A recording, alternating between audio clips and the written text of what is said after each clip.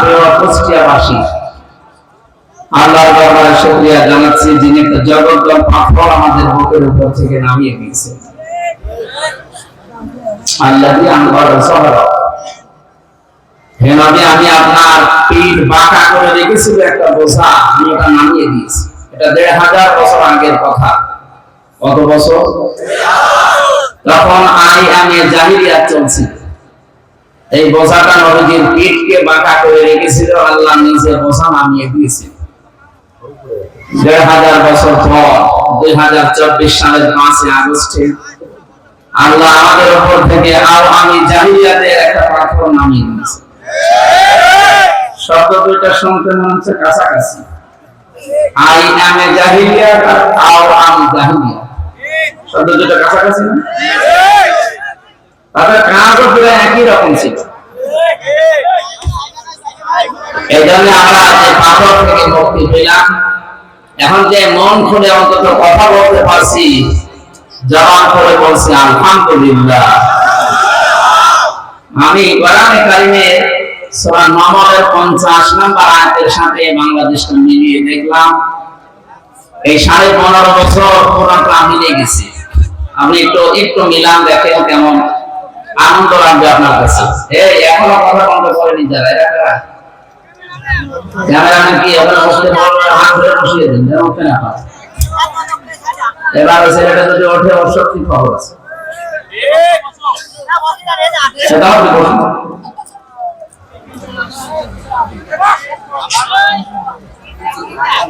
না, ডিস্টার্ব করবে।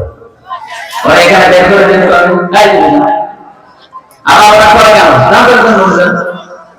ওরা হাত ধরে বসিয়ে দেন না কেন ভাই? একটার জন্য যত ডিস্টার্ব হচ্ছে দেখছেন। বসেন না কেন আপনারা?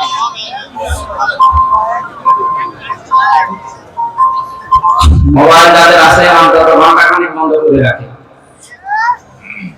আপনি এত গুরুত্বপূর্ণ লোক না যে আপনার মোবাইল বন্ধ থাকলে এই কুষ্টিয়া অসুবিধা হবে। যাদের মোবাইল বন্ধ থাকলে কুষ্টিয়া সমস্যা হবে, তারা মোবাইল বন্ধ করে দিচ্ছে। অন্তত আপনারা 1 ঘন্টাখানিক বন্ধ করে রাখেন। কারো জন্য কেউ অচল না, কারো জন্য পৃথিবী থেমে থাকে না, এটা প্রমাণ হয়ে গেছে। যারা মনে করতো না আমরা ছাড়া মনে হয় আর চলবে না, তারা নেই। চলছে না কুষ্টিয়া, এদেশ চলছে না।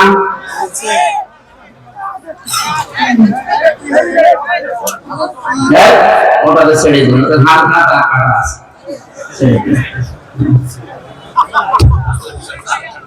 এদিকে তাকান ভাই, আমি যে আয়াতগুলো মিলানোর জন্য বলছিলাম, আসার সময় আমরা দেখছিলাম আল্লাহ রাব্বুল আলামিন বলেন আকাদে মাকারু মাকরাহুম ওয়া ইনদাল্লাহি মাকরুহুম ওয়া ইন কানা মাকরুহুম লিতাযুলা মিনহুল জিবাল।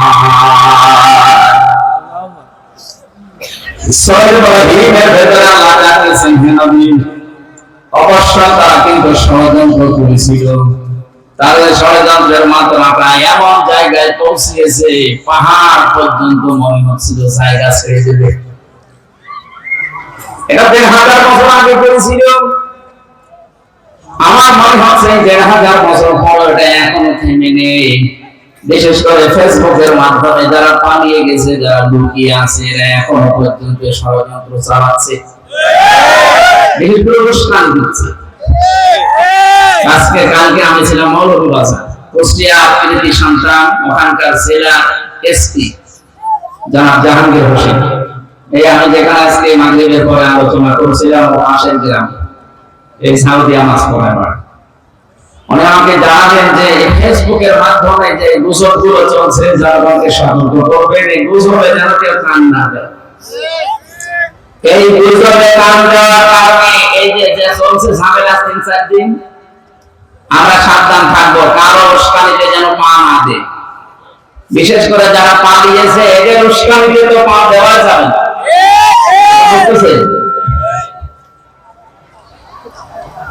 যখন একেবারে সবকিছু শেষ হয়ে গেছে, তখন ওনারা এখন নতুন আরেকটা বিষয় সামনে নিয়ে এসে ধর্মীয় অনুমাতনা দিয়ে, না, অনুমাতনা কোনো জায়গায় নেই, উদ্দীপনা আছে। ধর্মীয় বলেন, জেনারেল বলেন, উন্মাদনা আমাদের কোন ধর্মে নেই। উন্মাদনা নেই, আছে উদ্দীপনা। কি আছে? উদ্দীপনা। ইসলামের মাধ্যমে যেটা চালাতে চাচ্ছে ধর্মীয় বিষয়ের নাম দিয়ে, এটা উদ্দীপনা নয়, এটা উন্মাদনা। ইসলাম ধর্মে তো উন্মাদনা নেই, হারাম এটা। কিসের উন্মাদনা? আপনার লা ইকরাহা ফিদ্দীন। ইসলামের ভেতরে বাড়াবাড়ি নেই, জবরদস্তিও নেই। যদি জোর করে ইসলাম ধর্ম গ্রহণ করানোর নিয়ম থাকতো, 850 বছরে এই ভারতবর্ষ মুসলমান শাসন করেছে। একটা হিন্দু থাকার কথা ছিল না। কথা বলেন না কেন? পৃথিবীতে 200 কোটির উপর এখন আমরা মুসলমান, সবচাইতে বড় ধর্ম সহিষ্ণু জাতি আমরা। সুতরাং আন্তর্জাতিক মিডিয়া এখন বাংলাদেশের দিকে ট্রাক করে আছে, কিন্তু আপনি টের পাচ্ছেন না। এই জন্য কারো উস্কানিতে মান দিয়ে উল্টাপাল্টা লিখবেন না, এই উন্মাদনা ছড়াবেন না। আল্লাহ বলার ষড়যন্ত্র থেমেছিল না, 14টা ষড়যন্ত্র ওই জামানায় করেছিল, আর এই 2024-এর আগে 15টা ষড়যন্ত্র চলছে। আমরা কোরআনের আয়াতের সাথে মিলাবো ইনশাআল্লাহ। যদি মিলে যায় ওইগুলো মাইনাস করব। কি কথা বলেন না কেন? আমাদের গাইডলাইন কি বলেন তো? আরো ধরে বলেন, নাকি বাবার জীবনী? অনেকে তো বাবার জীবনী গাইডলাইন বানিয়ে দিয়েছে। পৃথিবীর কোন মানুষের জীবনী পড়ে মানুষ পরিবর্তন হতে পারে না, এই সিস্টেম পৃথিবীতে নেই। আপনি পরিবর্তন হতে পারেন যেটা পড়লে, তার নাম কি? এই কোরআন শরীফ। আপনি এটা পড়েন, মাস দিয়ে আপনি পরিবর্তন হবেন, বাধ্য হবেন। টনি বেলার নাম শুনেননি? কোথায় বাড়ি? কোথায়? আমেরিকা। কোথায় বাড়ি? টনি বেলারের শালিকা, ছোট শালিকা লরেন বুথ, এই মহিলা অনার্স মাস্টার্স করা, পিএইচডি হোল্ডার। ওকে খ্রিস্টানরা বহু অর্থ দিয়ে ইরানে পাঠিয়েছে। তেহরান বিমানবন্দরে নামার পর ও খ্রিস্টান বানাবে মানুষকে। এক মুসলমানকে ডাক দিয়ে বলছে যে, ভাই আমি মুসলমান হব না, কিন্তু আমি ইসলাম জানতে চাই। কি পড়লে অথেন্টিক ইসলাম জানা যাবে, সেই বই আমি আপনার কাছে চাই। আমাদের কাছে কেউ যদি হিন্দু এসে বলে যে আমি ইসলাম গ্রহণ করব না, কিন্তু আমি ইসলাম জানতে চাই, এটা তার অধিকার আছে না নেই? বলেন বলেন। তখন তো অনেক মানুষ এই ফতোয়া করবে, ওর ওযু নেই, ওর কাছে কোরআন শরীফ দেব। আরে ভাই, কোরআন শরীফ ধরতে হলে ওযু করা লাগবে, মাস্ক দিয়ে আপনি কোথায় দিয়েছেন? রাসূলুল্লাহ আসলেন টয়লেট থেকে। কোথা থেকে? পায়খানা প্রসাব করার পরে নবীজি আসলেন, পানি দেওয়া হয়েছে তাকে। তিনি হাত মুখ ধোয়ার পরে বস্ত্র ফেলে বিশ্ব নবীকে জিজ্ঞাসা করা হয়েছে, হে রাসূল আপনি ওযু করলেন না? তিরমিজি শরীফের হাদিস। নবীজি বলেন, দেখো আল্লাহ আমাকে শুধু নামাজের আগে ওযু করার জন্য আদেশ দিয়েছেন, তাছাড়া পৃথিবীর কোনো কাজ করার আগে ওযু করা লাগবে এই আদেশ আমি পাইনি। এই কাজের ভেতরে রোজা রাখা হতে পারে, এই কাজের ভেতরে হজ করা হতে পারে, এই কাজের ভেতরে খাবার খাওয়া হতে পারে, এই কাজের ভেতরে কোরআন ধরা হতে পারে। তাহলে নামাজ পড়ার আগে ওযু করা লাগবে, নির্দেশ কার? ইয়া আইয়ুহাল্লাযীনা আমানু ইযা কুমতুম ইলাস সালাতি ফাগসিলু wujuhakum ওয়া আইদিয়াকুম ইলাল মারাফিকি ওয়ামসাহু বিরুসিকুম ওয়া আরজুলাকুম ইলাল কাবাইন। ইমানদাররা যখন নামাজের জন্য প্রস্তুতি নেবে, নামাজে দাঁড়াবে, তার আগে ওযু করো, এই নির্দেশ কার? ইমানদাররা কোরআন পড়বা তখন ওযু করো, এই কথা আছে? কোরআন শরীফ আপনি দেখেন তো, যারা হাফেজ আছে, মাওলানা আছে, আলেম আছে, বলেন নেই? আছে। কি আছে? ফাইদা বারাকাল কুরআনা ফাস্তাউযু বিল্লাহি মিনাশ শাইতানির রাজীম। আল্লাহ পাক বলেন, যখন কোরআন পড়বা তার আগে শয়তান থেকে আশ্রয় চাইবা। আউযু বিল্লাহি মিনাশ শাইতানির রাজীম। এটা পড়া, আর এটা পড়া সুন্নাত, নফল, মুস্তাহাব না। এটা পড়া ওয়াজিব। কি বলেন তো? না পড়লে আপনার গুনাহ হবে। কেন? পৃথিবীর এমন কোন ইবাদত নেই যে ইবাদতের আগে আউযু বিল্লাহ না পড়লে ইবাদত হয় না। আপনি নামাজের আগে আউযু বিল্লাহ পড়েননি, আপনার নামাজ হবে না। কেউ ফতোয়া দিতে পারবে? পারবে না। রোজা রাখার আগে আপনি আউযু বিল্লাহ পড়েননি, আপনার রোজা হবে না, কেউ বলতে পারবে না। হজ করার আগে আউযুবিল্লাহ পড়েননি, হজ হবে না? না। কিন্তু কোরআনে কারীম পড়ার আগে যদি কেউ আউযুবিল্লাহ না পড়ে, ওর কোরআন পড়া তো হবেই না, আর গুনাহ হবে। তাফসীরে মুফাসসির লিখেছেন এই কারণে, কারণ পৃথিবীর কোন ইবাদতে শয়তান এত ধোঁকা দেয় না, কোরআনের কাছে আসতে গেলে যত ধোঁকা দেয়। শয়তান ভালো করে জানে যে কোরআন যদি মানুষ বোঝে, কোরআনের কাছে আসে, আমি যে শয়তানি করি এটা বন্ধ হয়ে যাবে। কথা বুঝতেছেন? ওদের শয়তানি করা রাস্তা বন্ধ হয়ে যাবে। এখানে কোরআন ধরার আগে ওযু করা শর্ত নয়। না, কেউ যদি আরবি কোরআন থেকে এইটা ধরতে গেলে ফরজ গোসল হলে আপনার কাছে যাবেন না, কিন্তু এমনি স্বাভাবিক ওযু নেই আপনি কোরআন ধরতে পারবেন না, না এটা মাসলা না। আপনি ধরবেন। এর কাছে মুসলমান কোরআন শরীফ তুলে দেয়নি, সিয়াসিত্তা হাদিস সহ তাফসীর দিয়েছে। 3 বছরের মহিলা ওরা কোরআন শরীফ তন্ন তুলছে। আমাদের মতো আনাকুম জানাকুম পড়েন, একেবারে পড়ার মতো পড়িস, কারণ হচ্ছে শিক্ষিত মহিলা। 3 বছর পরে মুসলমান হয়ে গেছে। সাংবাদিকরা জিজ্ঞাসা করছে, আপনি কি করলেন? পৃথিবীতে সবচেয়ে বেশি মানুষ বাস করে খ্রিস্টান ধর্মে, এরপরে মুসলমান, আপনি সেই বড় ধর্ম বাদ দিয়ে মুসলমানদের ধর্ম গ্রহণ করলেন কেন? নরেন্দ্র বলেছে, দেখো আমি চ্যালেঞ্জ করেছিলাম মুসলমানদের কোরআনে নাকি ভুল নেই, এই জন্য আমি নিজে একেবারে সারা মতো পড়েছি 3 বছর। 3টা বছরে আমি প্রায় 53 জায়গায় লাল দাগ দিয়েছিলাম। মনে করলাম ভুল ধরা পড়েছে, কিন্তু আল্লাহর ইশারা যেখানে ভুল ধরে দেখি তার পরের আয়াতে ওর সওয়াব আল্লাহ আগে দিয়ে দিয়েছে। শেষে আমার জীবনের ভুল ধরা পড়ে গেছে। আমি আর নিজের বাপ দাদার ধর্মে থাকলাম না, আমি নতুন ধর্ম ইসলামে আসলাম। আমি তামাম দুনিয়ায় ঘোষণা দিয়ে দিলাম পৃথিবীর 4,500 ধর্ম আছে, এর ভেতরে অথেন্টিক ধর্মীয় গ্রন্থ এই কোরআনে কারীম। কয়েকদিন আগে আমি যশোরের একজন হিন্দু শিক্ষক, অধ্যাপক, বিসিএস ক্যাডার, ওনাকে বলেছিলাম, স্যার আপনাকে আমি জোর করি না কোরআন শরীফ শুধু খালি পড়েন, ইসলাম মানা লাগবে না, আপনি ধর্মীয় নিজের ধর্ম বাদ দিয়ে ইসলাম গ্রহণ করবেন এটাও দরকার নেই। শুধু 3টা মাস সময় দিলাম আমাদের এই ধর্মীয় গ্রন্থ কোরআনটা বুঝে পড়েন। 3 মাস পড়ার পরে দেখি লোকটা মুসলমান হয়ে গেছে। এই জন্য আমাদের উচিত হচ্ছে কোরআনের কাছে আসা। আজকের এই তাফসীর মাহফিল এই জন্যে আয়োজন করেছে এবং এই মাদ্রাসার প্রতিষ্ঠা এই কারণেই। কোরআনে কারীম যত ছড়িয়ে যাবে, যত প্রচার হবে, এই দেশ থেকে যত শিরক বেদাত আর উল্টাপাল্টা কাজ দূর হবে ইনশাআল্লাহ। আমাদের জন্য একটু আফসোস, বিশেষ করে আমার জন্য, সারা দেশে যাওয়া লাগে তো, সারা বাংলাদেশে একটা জায়গা কুষ্টিয়া জেলা যেখানে পুলিশ পাহারা দিয়ে গাঁজা খাওয়ায়।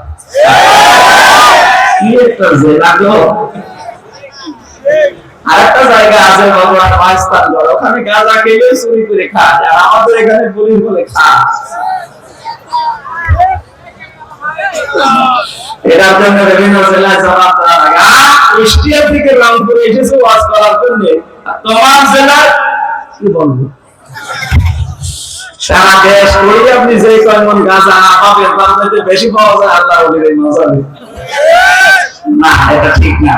আমার মনে হয় যে মাজার ভাঙা চলছিল, এটা যে কেন ভাঙলো না, এই শিরকের আঁকড়াটা ওই সময় তুলে দেওয়া দরকার ছিল। এটা নিয়ে অনেকেই ব্যবসা করে খাচ্ছে, আমি জানি এই কথা বললে তাদের গায়ে লাগবে, এই কথা বলে না কেন? আমি আর বলতে চাই না, বিবেক যদি থাকে কাজে লাগাবে। কি বলছিলাম বলেন তো? কোরআনে কারীম শোনার জন্য আমরা যারা এসেছি, এখান থেকে আল্লাহ রাব্বুল আলামিন এই যে মাকারু শব্দের ব্যাখ্যাটা করার জন্য আমি এই পর্যন্ত আসলাম। একটু ভালো করে মিলাবে। সূরা নূহ 19 নম্বর পারা 30 নম্বর পৃষ্ঠার 5 নম্বর লাইনের 50 নম্বর আয়াত। এটা তাফসীরে হাক্কানিতে পাবেন। আল্লাহ পাক বলেন, মাকারু ওয়া মাকারনা মাকারুহুম লা ইয়াশউরুন। হে নবী, ওই মানুষগুলো কিন্তু নকল করেছিল, ষড়যন্ত্র করেছিল, আর আমি আল্লাহ ষড়যন্ত্র না, আমি আল্লাহ কৌশল করেছিলাম। এখানে শিক্ষা দেখেন, শব্দ কিন্তু এক, ব্যবহার করার ক্ষেত্রে কাফেরদের বেলায় ষড়যন্ত্র আর আল্লাহর বেলায় ষড়যন্ত্র নয়, এটা কৌশল। এদের পৃথিবীতে দিন প্রতিষ্ঠার জন্য যা ব্যবহার করা হয় ওইটার নাম জিহাদ, আর দিনের বিরুদ্ধে যদি ওইটাই ব্যবহার করেন ওইটার নাম সন্ত্রাস। এই কথা বুঝে? সারা দুনিয়া যেহেতু মিডিয়া আমাদের হাতে নেই, ওরা আজ এই শব্দটাকে পুরা উল্টিয়ে ওদের কাজগুলো নাকি ভালো কাজ আর আমাদের কাজগুলো সন্ত্রাস। অথচ দুনিয়ায় সন্ত্রাস দূর করার জন্য জিহাদ লাগবে। এটা লোক নবী আলাইহিস সালামের জামানার কাহিনী, আল্লাহ আমাদেরকে শোনাচ্ছেন কেন? এটা বললাম না 15টা বিষয় এই 15.5 বছর ওরা অলরেডি কায়েম করে ফেলেছিল, তার ভিতরে এটা একটা। লোক নবীর জামানায় আল্লাহ একটা নিষিদ্ধ কাজ ওরা চালু করেছিল, সেটা সমকামিতা। কি কথা বলতেছেন? এদেশে অনেকে এখন এই বীজ বপন করতে চাচ্ছে। হাজার হাজার বছর আগে লোক নবীর ওই জামানায় যারা এই কাজ করেছিল, পুরুষে পুরুষে বিয়ে করা, মেয়েতে মেয়েতে বিয়ে করা, আল্লাহ রাব্বুল আলামিন এত রাগ করেছিলেন তাদেরকে, আল্লাহ গজব দিয়ে ডেড সি বানিয়ে দিয়েছেন, মৃত সাগর। বাইরের দেশে যারা যায়, আমি নিজে দেখেছি জর্ডানে, মৃত সাগর বানিয়ে দিয়েছে আল্লাহ। দুর্বিসন্ধির মাধ্যমে বাংলাদেশকে অনেকে চাচ্ছে এটা যেন আল্লাহর গজবের রাষ্ট্র হয়ে যায়। এদেশে একজন মুসলমান থাকতে সমকামিতা রাষ্ট্রীয় ভাবে কায়েম হতে আমরা দেব না ইনশাআল্লাহ। ষড়যন্ত্রের এই জায়গায় আল্লাহ বলেন না, আমি নিজেও একটা কৌশল করলাম, কিন্তু তারা টের পায়নি। তাদের শিক্ষা ব্যবস্থায় ষড়যন্ত্র ছিল, তাদের আদালতে বিচার ব্যবস্থায় ষড়যন্ত্র ছিল, তাদের চিকিৎসা ব্যবস্থায় ষড়যন্ত্র ছিল। ভালো ভালো ডাক্তার কিছু হলে বাইরে পাঠিয়ে দিতেন, আর আমাদের যত রোগের একেবারে জ্বর থেকে শুরু করে যত রোগ সব যাওয়া লাগবে দাদাদের দেশে। কেন তৈরি করা যায় না এখানে? এই যে 15টা ষড়যন্ত্রের কথা বলছিলাম, 1000 বছর আগে নবীজির জামানায় ষড়যন্ত্র ছিল কয়টা বললাম? 14টা। কয়টা? 14টা। পড়াশোনা করে বলছি আমাদের দেশে 15.5 বছরে 15টা অলরেডি আরম্ভ হয়ে গিয়েছিল। আল্লাহ বলেন আমি নিজে তাদের এই ষড়যন্ত্রের মোকাবেলা একটা কৌশল করেছি, কিন্তু তারা টের পায়নি।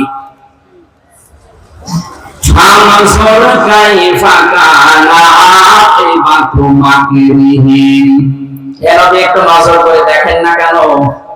যারা ষড়যন্ত্র করেছিল আমি আল্লাহ নিজে তাদেরকে নমন করেছি। আন্না দাম্মারনাহুম, নিজে তাদেরকে ধ্বংস করেছি। ওয়া কওমাহুম আজমাইন, এবং তাদের পুরা জাতিকে। আমি আজ পর্যন্ত পড়তাম না, এরপরে আজটা বাংলাদেশের 2024 সালের 5 আগস্টের সাথে মিলে যাচ্ছে, এই জন্য পড়লাম। আমার দৃষ্টিতে মিলেছে, দেখেন আপনার দৃষ্টিতে মেলে কিনা, এরপরে একটা শিক্ষা বের করবো।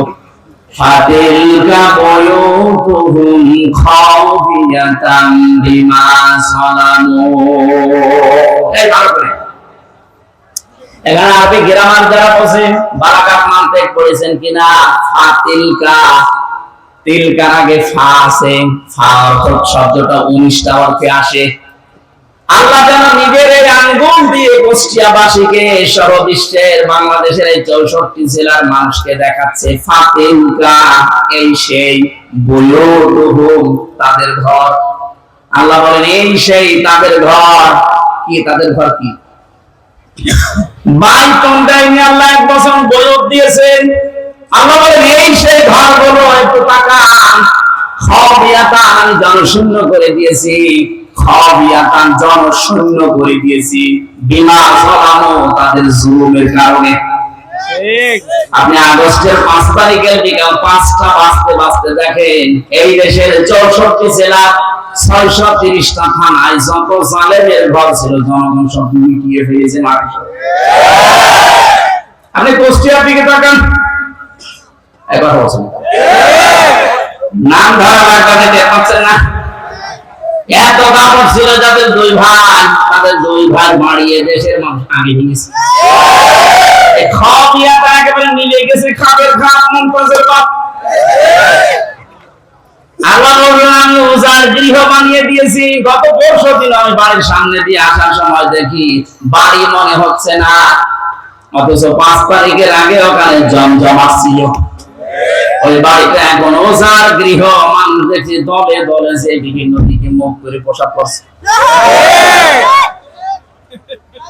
আমার একটা কথা মনে পড়ছিল, পরশুতে 16 সালে গিয়েছিলাম হজে, কাবা তাওয়াফ করার পরে উপরে গেলাম, হঠাৎ দেখে আমার পেটে যন্ত্রণা, ব্যথা। এক পুলিশকে ডাক দিয়ে বললাম, ইয়া সাদিক, তার কি হে বন্ধু, আমার খুব পেটে ব্যথা করছে, এতক্ষণ তো ভালো লাগছিল। উনি আমার বলছে, হাজির হত্যা টাকা বেলা দোকান। ও হাজি, দেশ কোথায়? যে তুমি বাংলাদেশ। বাংলাদেশ থেকে এসেছি। ওর ভাষা দিয়ে আমার বলছে, হাজি জানেন না এটা কোন জায়গা? না তো। আবু সাহেবের বাড়ি। আপনি এখনো পায়খানা না করে দাঁড়িয়ে আছেন, তাড়াতাড়ি করেন। সত্যি কথা বলছি, পায়খানা করে দেখে আমার পেটের ব্যথা ভালো হয়ে গেছে। আল্লাহ আমাকে বোঝাতে চাচ্ছে, হামজা এত টাকা খরচ করে 6,500 কিলোমিটার দূর থেকে আসলে আর শয়তানের বাড়ি পায়খানা না করে চলে যাবা, তাড়াতাড়ি করো। ঠিক যেন আজকের এই দেশে যতগুলো জালেমের বাড়ি ছিল, আল্লাহ পাক যেন নিজে তাদেরকে জাতীয় উজার গৃহ বানিয়ে দিয়েছে। অর্থদিনের জাতীয় পত্রিকা দেখেছেন, ঢাকার ওই বড় বাড়িটা যেখানে মানুষ আবেগে চুমা খেত, দেখলাম অনেকে দলবদ্ধ হয়ে জামাতবদ্ধ হয়ে টয়লেট করছে। না, 3-4 জন একসাথে যাচ্ছে, বিভিন্ন দিকে মুখ করে আল্লাহ রাস্তা। আমার মনে হয় এদের পেটে আমার মতো ব্যথা, এই কথা বলছে না। আমি খাওয়াতিয়াতাম শব্দটা তাফসীরে পড়েছি ইবনে কাসিরে। আল্লাহ বলেন, আমি এমন জনশূন্য করে দিয়েছি, এমন ওজার গৃহ বানিয়েছি, কেন জানো? তোমাদেরকে একটা শিক্ষা দেওয়ার জন্য। এবার আসেন আমাদের বিষয়। ইন্না ফি যালিকা লাআয়াতান লিকাওমিন ইয়ালামুন। অবশ্যই এর ভেতরে তোমাদের জন্য শিক্ষা আছে। লাম লামে তাকিদ, অবশ্যই শিক্ষা আছে যদি তোমরা জ্ঞানী হয়ে থাকো। আল্লাহ আমাদের বোঝাতে চায়, আগামীতে যদি কেউ ক্ষমতার চেয়ারে বসে জুলুম করে, তার বাড়িও জাতীয় টয়লেট বানানো হবে। আমরা যেন সাবধান থাকি, আর যাই করে যেন জালেম হয়ে না যায়। এই কথা বোঝেন কিছু নাকি? আমরা তো ঠিক বলেন। ঠিক আছে, আল্লাহ রাব্বুল আলামিন 14টা বলতে গেলে এমনি এত রাত হয়ে গেছে, আমরা তাফসীরে যাব। সূরা বাকারা থেকে মাত্র এক আয়াতের 3 ভাগের 1 ভাগ পড়েছি, আর সূরা নিসার 41 নম্বর আয়াতটা পড়েছি। আল্লাহ রাব্বুল আলামিন এত তথ্য আয়াতের ভেতরে লুকিয়ে রেখেছে, আপনি যত টান দেবেন গবেষণা আকারে তত তথ্য ওখান থেকে পেয়ে যাবেন। আমরা আসেন তো 2 আয়াতের একটা আয়াত শুরু করছি, সূরা বাকারা 208 নম্বর আয়াতের প্রথম অংশ। আমার আজকের আলোচনার বিষয় প্রবেশ করো। কি বললাম? প্রবেশ করো। বলেন বলেন। কোরআনে কারীম জানাচ্ছে, ইয়া আইয়ুহাল্লাযীনা আমানু, ওহে যারা ঈমানের দাবি করো, উদখুলু ফিস-সিলমি কাফা, তোমরা ইসলামে পরিপূর্ণভাবে প্রবেশ করো। এদিকে তাকান, এখানে সিন শব্দের উপরে যদি কেউ জবর দিয়ে পড়ে তাহলে সালমন বাংলা অর্থ দাঁড়ায় শান্তি, আর সিনের নিচে জের দিয়ে পড়লে বাংলা অর্থ দাঁড়ায় সিলমন মানে ইসলাম। আল্লাহ পাক এখানে শান্তির ভেতরে প্রবেশ করো বলেন নাই, বলেছে ইসলামে প্রবেশ করো। কোথায়? ইসলামে। এখন ইসলামে প্রবেশ করবেন আপনি আংশিক না পূর্ণাঙ্গ? বলেন বলেন। পূর্ণাঙ্গটা এখানে কোথায় পেলেন? এই যে পরিপূর্ণ পূর্ণাঙ্গ কোথায় আছে এখানে? আল্লাহ রাব্বুল আলামিন আয়াত ছোট আয়াত কিন্তু এত সূক্ষ্ম সূক্ষ্ম শব্দ দিয়েছেন। এর শেষের শব্দটা লিখেছেন কাফা। ইসলামে আংশিক প্রবেশ করলে হবে না, পরিপূর্ণভাবে প্রবেশ করা লাগবে। এবার আমার প্রশ্ন, আমি যে ইসলামে পরিপূর্ণ প্রবেশ করেছি আল্লাহর এই কথা মতো, এটা আমি টের পাবো কি করে? নাকি কথা বলেন? আমি যে ইসলামে পরিপূর্ণ প্রবেশ করলাম এটা আমি টের পাবো কি করে? আপনি যদি 5টা বিষয় দুনিয়ায় দেখতে চান যে আপনার ভেতরে 5টা বিষয় আলামত চিহ্ন এগুলো পাওয়া যাচ্ছে সিম্পটম, তাহলে বুঝবেন আমি একটা দুনিয়ায় মেনে চলছি, পুরা ইসলামের ভেতরে আমি পরিপূর্ণভাবে প্রবেশ করে ফেলেছি। এখন নিজের সাথে মিলাবেন। 1 নম্বরে আমি ইসলামে প্রবেশ করার প্রথম আলামত সিম্পটম হচ্ছে আত্মসমর্পণকারী হওয়া লাগবে। কি হওয়া লাগবে? খুব সূক্ষ্ম শব্দ এখানে আছে, কিন্তু ভালো করে শুনবেন। আত্মসমর্পণকারী হবেন 1 নম্বরে। 2 নম্বরে আপনার ইখলাস আসবে ভেতরে। 3 নম্বরে বিশুদ্ধ আকীদা তৈরি হবে আপনার। 4 নম্বরে চরিত্র হবে উন্নত। 5 নম্বরে লেনদেন হবে আপনার স্বচ্ছ। এই 5টা বিষয় যখন আপনার প্র্যাকটিক্যাল লাইফে পাওয়া যাবে তখন বুঝবেন আপনি পরিপূর্ণ ইসলামে প্রবেশ করেছেন। এবার প্রথমটা ব্যাখ্যা আসেন তো। আত্মসমর্পণ এই শব্দ দিয়ে আমরা কি বুঝলাম? যে মাথা নত করা লাগবে। কথা বলেন ঠিক। এটা করে দেখিয়েছেন আমাদের জাতির পিতা হযরত ইব্রাহিম আলাইহিস সালাম। এই বানানোটা না, আল্লাহর বানানোটা। আমরা তো অনেকেই যাকে তাকে বানিয়ে দেয় না, আল্লাহ যেটা বানিয়েছিলেন তার নাম কি? আরো জোরে বলেন। মিল্লাতা আবিকুম ইব্রাহিম ওয়া সাম্মাকুমুল মুসলিমিন। তাম দুনিয়ার ময়দানে আয়াতটা আছে, 257টা আজকে আয়াতটা চলছে। আল্লাহ পাক বলেন তোমাদের মুসলিম জাতির পিতা ইব্রাহিম, কারণ তিনি তোমাদের নাম রেখেছেন মুসলিম। বাবা হিসাবে তিনি আমাদের নাম রাখলেন সন্তানের কি? আরো জোরে বলেন। কি সুন্দর একটা নাম রেখেছেন, আত্মসমর্পণকারী। বাবার 11টা দায়িত্ব পালন করা লাগে। সন্তান শুধু জন্ম দিলেই বাবা হওয়া যায় না, 11টা দায়িত্বের প্রথম নাম্বারে তার একটা অর্থবোধক নাম দেওয়া লাগে। এদেশে বহু বাবা আমরা দেখতে পাচ্ছি, বহু মা এমন আছে খালি জন্ম নিয়ে ছেড়ে দিয়েছে, এমন নাম দিয়েছে কি হিন্দু না মুসলমান। আমি বেশি বললাম, এরকম নাম দেশে নেই। আমি নামটা রাখবেন অর্থবোধক। কিয়ামতে আল্লাহ যখন বিচারের কাঠগড়ায় কিছুই পাবে না, আপনার নামটা দেখবে। আজকের প্রধান অতিথির নাম জাকির হোসেন। জাকির মানে জিকিরকারী। বিশ্বের একজন নাবির নাম ছিল হোসেন। এই অর্থ দেখে দেখে আপনি নাম রাখবেন, প্রভাব তার জীবনের উপরে পড়বে। কারণ যদি আসাদ থাকে, আসাদ মানে সিংহ, বা তার চরিত্রের ভেতরে সাহসিকতা ফুটে উঠবে। কারণ নাম রেখে দিয়েছেন কুকু। নাম কি? ওর দাদি বলে মানুষ বলছে কুকুর। এদিকে আমরা এখান থেকে শিক্ষা পেলাম, বাবা হতে হলে, মা হতে হলে 11টা কাজের প্রথম কাজ সন্তানের নাম রাখা লাগবে, অর্থবোধক। কথা বুঝতেছে? কিয়ামতে আল্লাহ কিছু যখন পাবে না মাফ করার জন্য, তখন বলবেন নাম। নামের খাতিরে আল্লাহ অনেককে মাফ করে দেবে। তাই বলে আবার হাওয়া আঙ্কেলের মতো নাম হলো সমস্যা। কি আঙ্কেল? হাওয়া আঙ্কেল। নবীর নামের বদনাম করে ফেলছে শয়তান। একটা আলেমের সাথে বিয়াদবি করার কারণে আল্লাহ তাকে এত অপমান করেছে, বাংলাদেশে এত অপমান কেউ হয়নি। এখন সারা দেশে ওর নাম হাওয়ানকে রাখতে নিয়েছি।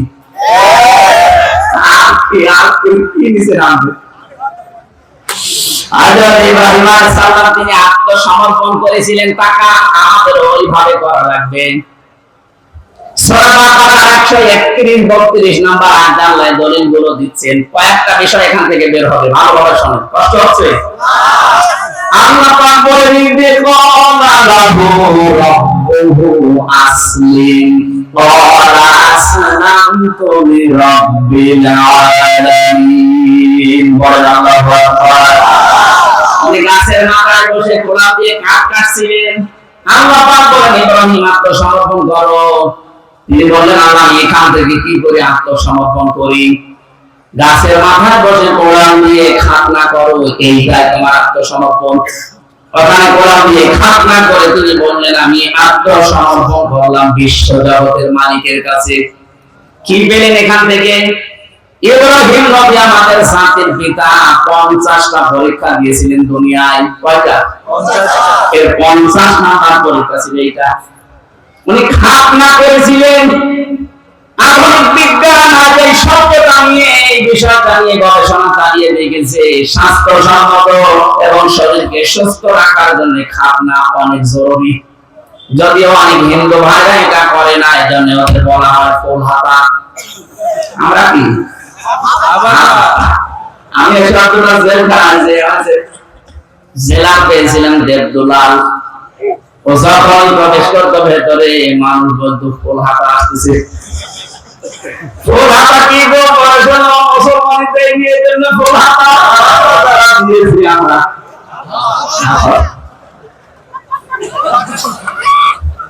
শেষ পর্যন্ত ইব্রাহিম আলাইহিস সালামের এই সুন্নাতটা আমরা মুসলিম জাতি হিসাবে দাবি করলে সুন্নাত মনে করে মানি। ওনারা যারা মানেন না, আমাদের বিভিন্ন রোগ হয়ে যায়। এজন্য শিক্ষিত ধর্মীয় যারা আছে হিন্দু দেখবেন, আমি দেখেছি তাদের খোঁজ খবর নিয়ে ওরা গোপনে মুসলমান ডাক্তারের কাছে যে মুসলমান দিয়ে দেয়। আমাদের বিষয়টা না, বিষয় ছিল ইব্রাহিম নবী আত্মসমর্পণ করেছিলেন। যেখানে আল্লাহ বললেন আত্মসমর্পণ করো, কি করে করবো, খাতনা করো, তাই করেছিলেন। তার মানে আপনি ইসলামে প্রবেশ করেছেন, এটা আল্লাহ যা বলে আপনি তাই। আপনার মন মতো কিছু করতে পারবেন না, যদি করেন তাহলে ইসলাম এখনো পরিপূর্ণ প্রবেশ। বলুন বলুন। হযরত ইব্রাহিম তার সন্তানদেরকে ডাক দিলেন, আল্লাহ ইব্রাহিম মানিহি ওয়া ইয়াকুব ইয়া বানিয়া ইন্নাল্লাহা আসফা লাকুমুদ-দীন ফালা তামুতুন্না ইল্লা ওয়া আনতুম মুসলিমুন। রাব্বুল আলামিন বলেন, হযরত ইব্রাহিম তোমাদের জাতির পিতা এবং ইয়াকুব কি করেছিল জানো? আত্মসমর্পণ কি করে করা লাগে দেখো। তাদের সন্তানদেরকে ইন্তেকালের আগে ডাক দিয়ে বললেন, কলিজার টুকরা সন্তানেরা, অবশ্যই আল্লাহ ভালো করে শুনবেন, অবশ্যই আল্লাহ তোমাদের জন্য নির্বাচিত করেছেন, চয়ন করেছেন, ভালোবেসেছেন, পছন্দ করেছেন, চুজ করেছেন একটা দিনকে। কাকে? আরো জোরে বলেন। আরো জোরে। দিন মানে রাতের পর যেটা আসবে। 4,500 দিন আছে এই দুনিয়া। এখন জাতিসংঘের আন্ডারে 195টা দেশ আছে। বাকি দেশগুলো স্বাধীন পরাধীন মিলে এই জন্য জাতিসংঘের আন্ডারে আসে নাই। কিন্তু পৃথিবীর মানচিত্রে রাষ্ট্রের সংখ্যা 257টা। 4,500 দিন ধর্ম চলছে তাম দুনিয়ায়। আল্লাহ পাক বলেন কি জানো? ইন্না দীনা ইনদাল্লাহিল ইসলাম। আল্লাহু আকবার। সূরা ইমরানের 19 নম্বর আয়াতে আল্লাহ দলিল দিয়েছেন, আমার কাছে দিন বলতে একটাই, তার নাম ইসলাম। তার নাম কি? ইসলাম। আমান ইয়াবতাগি গায়রাল ইসলামি দীনান ফালা ইয়াকবাল মিন। ইসলাম বাদ দিয়ে পৃথিবীর কোন দিন দিয়ে 4,500 দিন আছে, যে কোন দিন দিয়ে কেউ যদি আল্লাহকে পেতে চায়, ফালাই ইয়াকবাল মিন, ওর জীবনের কোন কিছু আল্লাহ কবুল করছে না, করবে না। ঠিক। বাংলার মুসলমানরা এখানে রেকর্ড হচ্ছে, কালকে সারা দুনিয়া ছড়াবে বিভিন্ন ভাষায়। আমার সামনে এখন মাত্র 20,000 মানুষ না, আমার সামনে এখন 800 করে মানুষ। সবাইকে উদ্দেশ্য করে বলছি, যে ভাষায় শোনেন শোনেন। 4,500 ধর্মের কোন ধর্ম দিয়ে তার মালিক পর্যন্ত যাওয়া যাবে না। যদি স্রষ্টা পর্যন্ত যেতে হয়, ইসলাম নামক দিন লাগবে। আমাদের সৌভাগ্য এই, আমার কিচ্ছু না পাওয়া অন্তত দিন হিসাবে ইসলাম পেয়েছি। একেবারে শুরু থেকে শেষ পর্যন্ত দিন মানা লাগবে ইসলামকে। এবার আসেন তো, একটা পরিবার থেকে শুরু হয়। একটা মানুষ বিয়ে শাদী দিয়েই তো পরিবার গঠন করে। আল্লাহ আরো পরিষ্কারভাবে বুঝবেন, পরিবার থেকে যখন দিন শুরু হচ্ছে, দিন মানে আরো জোরে বলেন পরিবার ইসলাম নেই, আরো জোরে বলেন পরিবার ইসলাম কি? এই যে যারা বিবাহ শাদী করতে চান, পরিবার ইসলাম হচ্ছে বরযাত্রী, খাওয়া দাওয়া নেই, ওলিমা করা লাগবে। আপনি তো দিন নেওয়া লাগবে মুহাম্মদ রাসূলুল্লাহর কাছ থেকে। তিনি জীবনে যতগুলো বিয়ে করেছেন, কোনদিন বরযাত্রী নিয়ে 200-300 জন গেছে মেয়ের বাড়িতে? কথা বলে না কেন? তিনি যত বিয়ে করলেন, প্রতিটি বিয়েতে তিনি করেছিলেন ওলিমা, নিজের বাড়িতে মেয়েদের লোক নিয়ে এসে খাওয়িয়েছেন।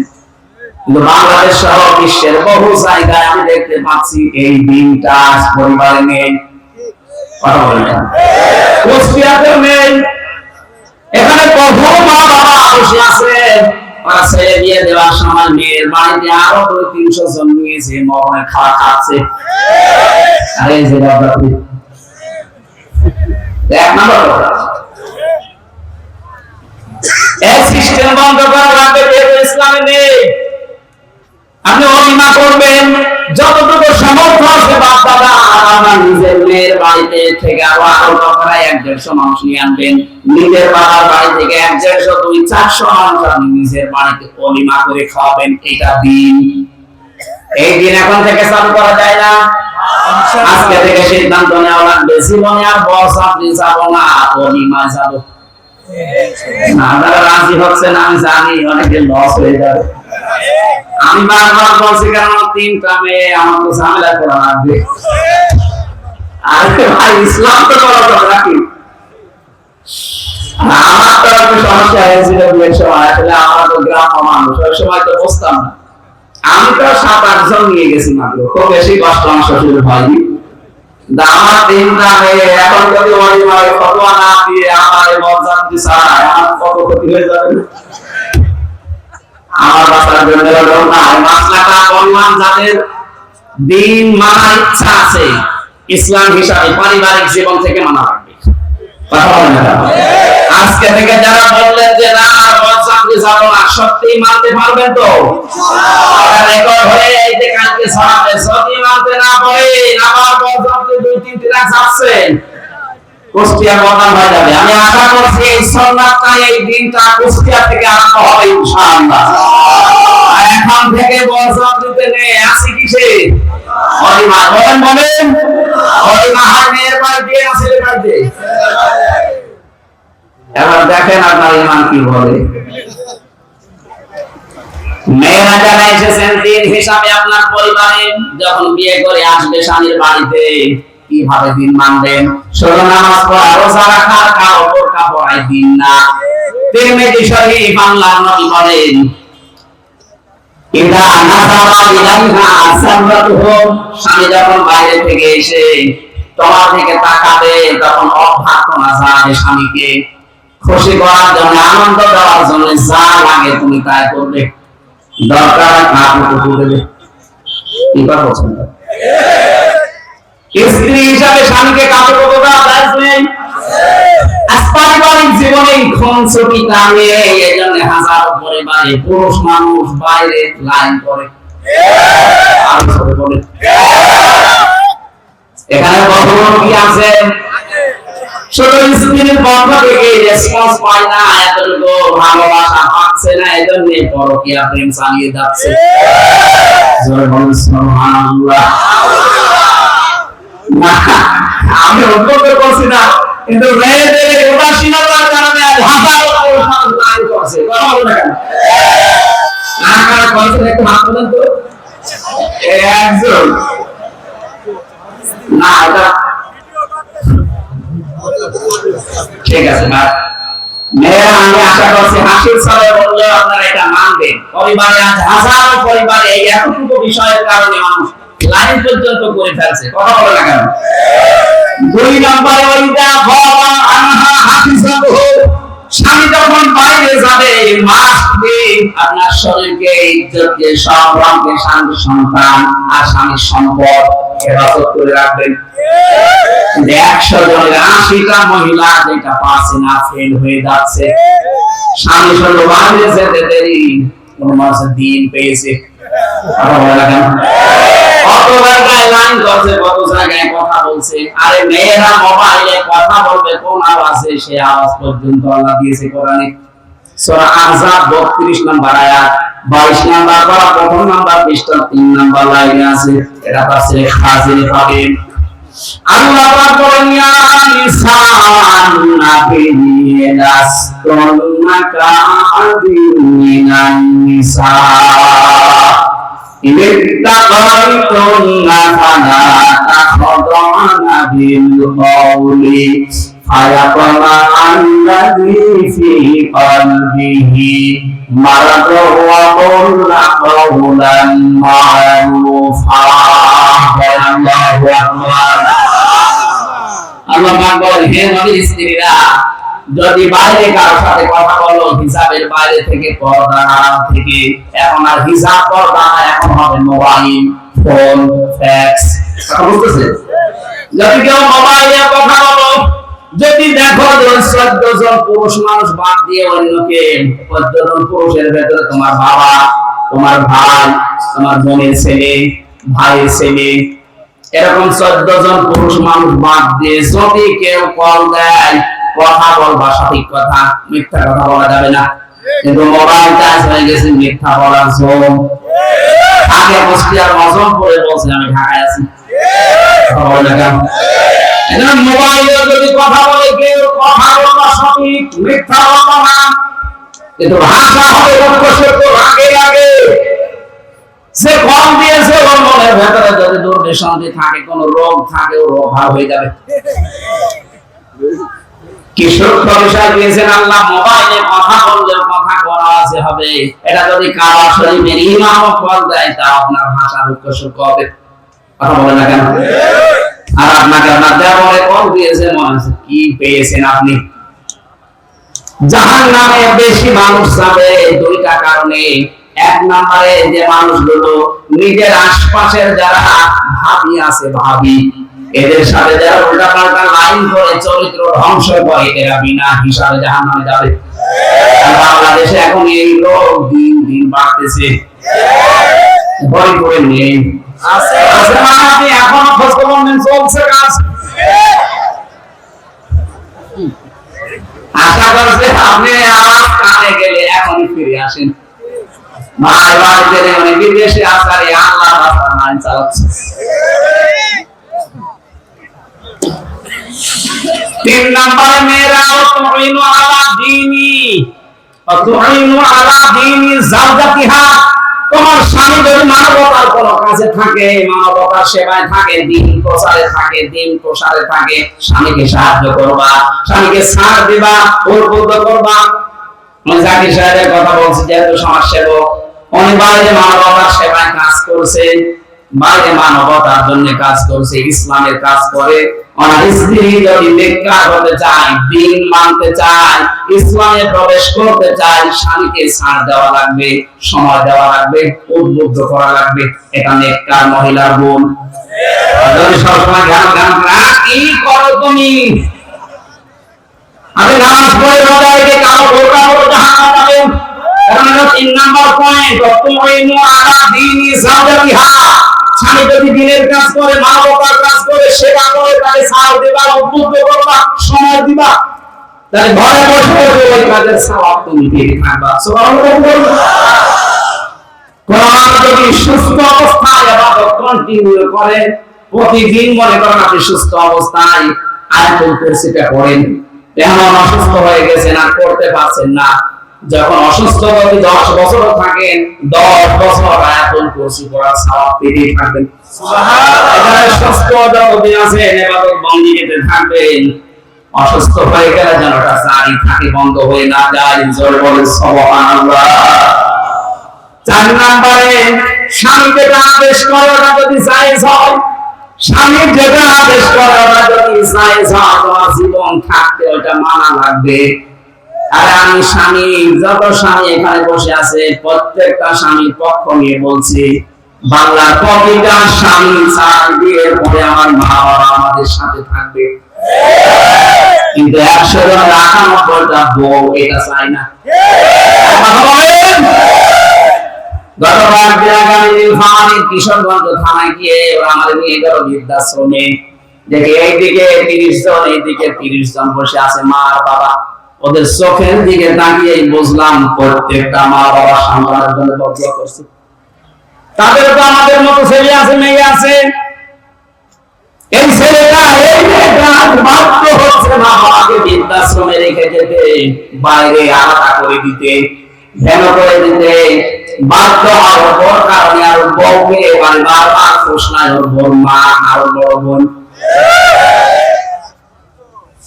এরকম শাশুড়িরা বলতে যে শেষ কাজ আছে হাত তোলার দাও আপনার এদিকে ক্যামেরা চলছে, আমার হাত বন্ধ হয়েছে না। উনি কত বড় ঝামেলায় থাকলে লজ্জা শরম ত্যাগ করে হাত তুলতে নিতে পারছে। কোথায় আছে আমরা? আমরা ইবাদত করব। কিসের ইবাদত করেন আপনি? দিনের ভেতরে প্রবেশ করার 4টা নিয়ম বাবা। আমি তো নিজের স্বামী হয়ে সবাই প্রথম বললাম, সবাই বলছে হ্যাঁ আমি হাতে ঘোরাতে দেয়নি। যেই মেয়েরা চাই না যে শ্বশুর শাশুড়ি আমাদের সাথে থাক, ওর নামাজ রোজা কালো পর্দা সব মাটি মারা। আমি চাই আপনাদের বাঁচাতে। অনেক মহিলারা আমাকে শত্রু মনে করে, হুজুর শুধু আমাদের বাঁচ দেয় না। আপনাদের আমি বাঁচ দিতে আসিনি, আমি বাঁচাতে চাই। কোরআন হাদিসের সব লাগিয়ে দেখতে পাচ্ছি যে আপনি ছোটখাটো বিষয় মনে করে আপনি জাহান্নামে যাচ্ছেন। আপনি যেন জাহান্নামে না যান, দিন আত্মসমর্পণ করা লাগবে এই পারিবারিক জীবন থেকে। কথা বুঝতেছেন? 2 নম্বরে আমাদের একলাস থাকা লাগবে প্রত্যেকটা কাজে। যা করব কার জন্য? আমাদের বলেন। আমি যদি শাহিন সাহেবকে ভালোবাসি লোক দেখানোর জন্য না, আল্লাহর জন্য বাসা লাগবে। যদি ঘৃণাও করি তাও আল্লাহর জন্য করা লাগবে। এইটা যদি বাংলাদেশে চালু হয়ে যেত, ইসলাম অনেক এগিয়ে যেত। আমি কথা অর্থ বলছেন, মান হাব্বা লিল্লাহ ওয়া আবগাদা লিল্লাহ ওয়া আতাআ লিল্লাহ ওয়া আনা লিল্লাহ ফাকাদ ইসতাকমালাল ঈমান। নবী বলেন, কাউকে ভালোবাসলে আল্লাহর জন্য বাসবা, কাউকে ঘৃণা করলে আল্লাহর জন্য করবা, কাউকে কিছু দান করলে আল্লাহর জন্য করবা, কাউকে দান করা থেকে বিরত থাকলে আল্লাহর জন্য করবা। তাহলে ফাকাদ ইসতাকমালাল ঈমান, তোমার ঈমান আল্লাহ পরিপূর্ণ করে দেবে। বলেন সুবহানাল্লাহ। ইখলাস লাগবে সব কাজে।